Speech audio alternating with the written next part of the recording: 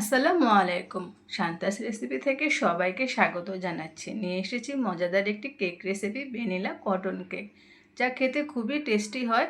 খুবই সহজেই তৈরি করে নেওয়া যায়। চলুন দেখা যাক কিভাবে করি। শুরুতেই ময়দাটা রেডি করে নেব। 1 কাপ ময়দা, আধা কাপ কর্নফ্লাওয়ার, 3 চা চামচ গুঁড়া দুধ, 1 চা চামচ বেকিং পাউডার, 1 চিমটি লবণ দিয়ে ময়দাটা চেলে নেব। নিয়ে নেব একটি বড় বলে রুম টেম্পারেচার থাকা 3টি ডিম।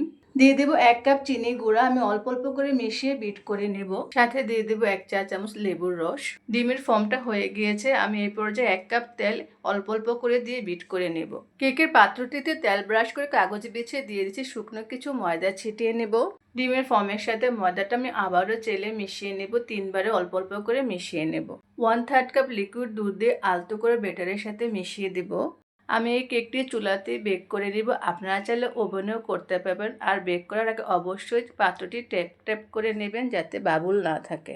এই তো কেকটি হয়ে গিয়েছে, দেখতেই পাচ্ছেন কতটা সুন্দর হয়েছে। খেতেও মাশাআল্লাহ কি যে টেস্টি হয়েছে। আপনারাও এই সুন্দর কেকটি তৈরি করে নিতে পারেন মাত্র 50 মিনিট সময়ে। চুলার লো হিটে তৈরি করে নিয়েছি। কেকটি কেমন হয়েছে অবশ্যই কমেন্ট করে জানাবেন।